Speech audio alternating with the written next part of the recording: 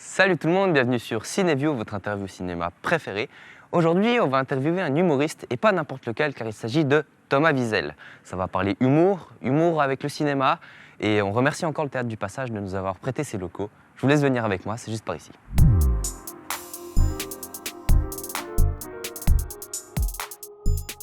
Thomas, comment vas-tu? Ça va bien, merci, et toi? Moi ça va aussi nickel, donc Cool. on est prêt pour l'interview? Ta première question, j'ai réussi, je suis content. Tu préfères avoir un rôle ridicule dans un film moyen bof ou faire une boulette sur scène pendant un de tes spectacles? Par exemple une chute ou un bide? Oh, bah, j'ai déjà fait les deux, donc je peux comparer dans ma tête. Non, je préfère prendre des bides sur scène, parce qu'au moins c'est moi qui suis responsable, et puis tu l'assumes directement, tu passes à autre chose. Un rôle ridicule, j'en ai fait quelques-uns, puis c'est très très long, ça peut être des jours et des jours de tournage pour pas grand-chose. Donc au moins le bide c'est vite passé, puis tu peux faire une autre blague derrière mieux pour la rattraper. Quand tu fais des blagues, il n'y a que deux solutions, hein. Soit elle marche pas, et puis quand même, très souvent ça marche pas. Mais le but c'est de s'améliorer et puis de faire en sorte d'en enlever le plus possible qui marche pas pour en rajouter le plus possible qui marche. Mais le bide, la boulette, le four, il faut pas en avoir peur, parce que sinon tu fais rien. Pour une comédie, tu te vois plus dans le rôle d'un père de famille qui a tout perdu, y compris sa femme ou la garde de ses enfants, ou dans celui d'un jeune adulte qui n'a pas d'avenir et qui tombe fou amoureux d'une fille qui est trop belle pour lui? Non, le père de famille, je trouve que la tristesse c'est plus facile à jouer que l'amour. Ouais. Ouais, j'ai l'impression que j'ai une gueule déjà un peu mélancolique, un peu. On croit souvent que je suis triste, donc je pense que j'aurais déjà fait une partie du chemin, tandis que amoureux de quelqu'un, c'est plus difficile à jouer, je trouve. T'es pas quelqu'un qui tombe facilement amoureux? Déjà, et puis je suis pas quelqu'un qui joue bien la comédie, donc je choisis un truc qui est plus accessible pour moi. Tu préfères Louis de Funès ou Coluche? Pour moi, De Funès, c'est un humour qui vient moins me chercher, parce que j'ai l'impression qu'il en fait beaucoup pour arriver jusqu'au rire. C'est très gesticulant, de l'exagération, et c'est pas un style d'humour qui me parle. Moi, je suis pas un très très grand connaisseur de Coluche non plus, mais j'ai l'impression qu'il y avait déjà plus de fond. Il y avait un peu de propos. Bon, il paraît qu'il piquait beaucoup de blagues à ses potes, donc ça, aujourd'hui, ça aurait moins bien passé, mais à l'époque, ça se faisait bien. Pour regarder un bon film, tu préfères être posé chez toi, dans ton canapé ou sur ton lit, ou aller au cinéma? Je suis pas trop cinéma, parce que ça implique de y aller, si t'aimes pas, tu dois quand même terminer le film. Enfin, tu peux partir, mais comme t'as payé, et puis t'as investi le trajet, tout ça, tu vas rester. Tandis que moi, j'aime bien être chez moi. J'aime bien aussi genre aller chercher le nom d'un acteur, tout ça.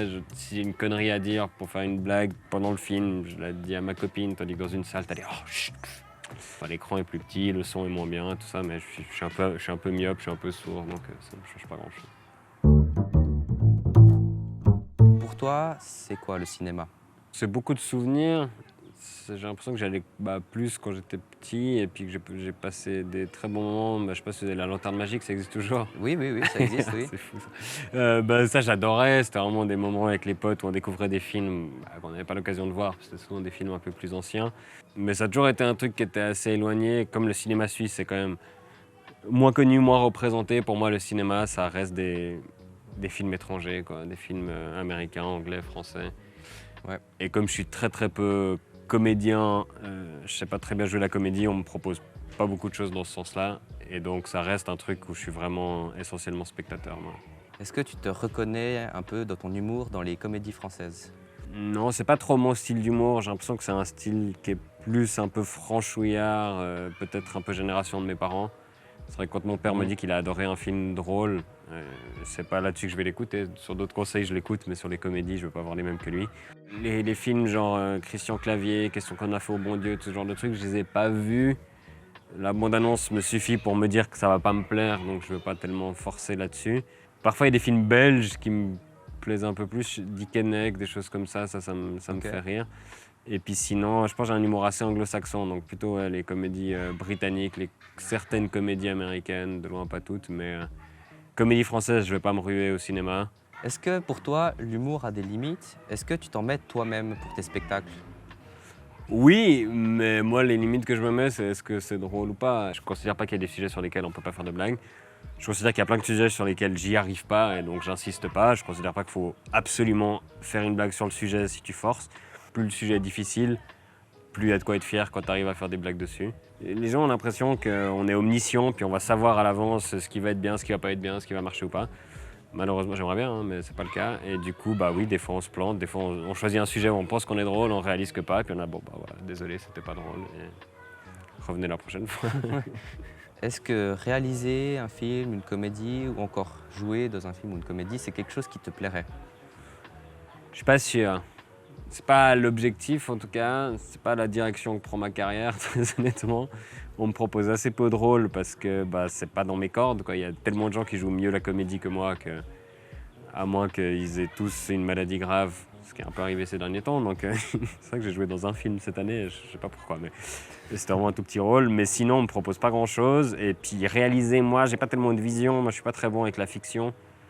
Donc peut-être un jour, quand j'en aurai marre de la scène et quand j'aurai plus d'idées.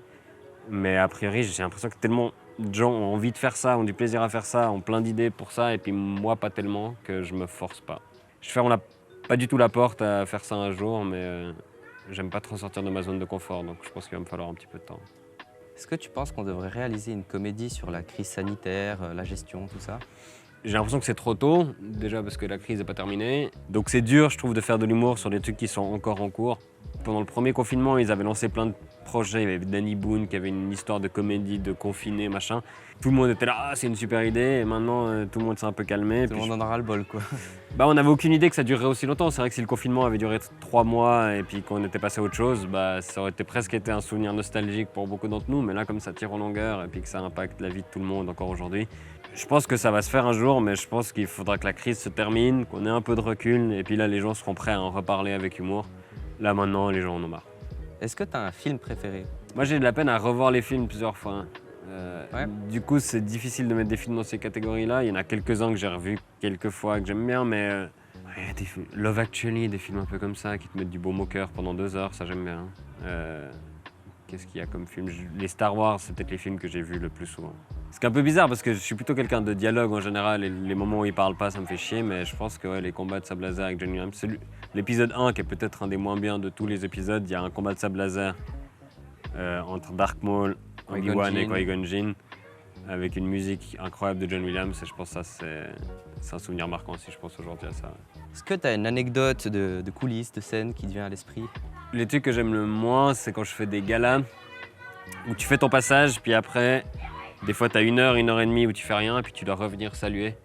Ouais. Et ça, c'est tellement chiant parce que t'as pas vraiment fini ta journée. En même temps, le truc que tu dois faire, c'est nul, c'est revenir sur scène puis saluer. Donc c'est souvent là que je fais un peu n'importe quoi entre deux. Je me souviens d'une fois où on était à Morche-Sourire au festival et mes potes jouaient au basket et on avait l'entraînement de basket à côté, donc je suis allé faire des baskets entre mon passage et les saluts. Après, je suis allé me doucher, puis après, je suis allé saluer. Ou une fois que Nathaniel Rochard, on a échangé tous nos habits à la fin de nos passages, puis on a salué avec les habits de l'autre, personne n'a remarqué, c'est pour dire à quel point les gens s'en foutent des saluts. Des fois, il y a des gens qui refont un peu des discours à ce moment-là, et puis toi, t'es comme une potiche en arrière-plan, sans micro, à devoir rester sur scène. Ça, c'est un des trucs que je déteste le plus, donc ça m'arrive de partir. Puis après, donc sur la photo finale, bah, je suis pas dessus, je suis déjà dans le train. Bon bah, ciao ciao et à une prochaine vidéo.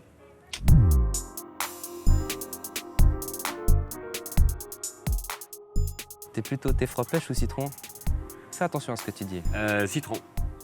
Oh, bon bah. Mais il n'y a pas de bonne réponse. Enfin, de toute façon, Non, il n'y a pas de bonne réponse, mais. Mais ça applaudit quand même. C'est la majorité ici. Ok. Merci à la Migros. J'espère qu'il vous file un peu de cash quand même. Ouais. Le pourcent culturel, faut demander. Hein. Migros, s'il vous plaît. Hein.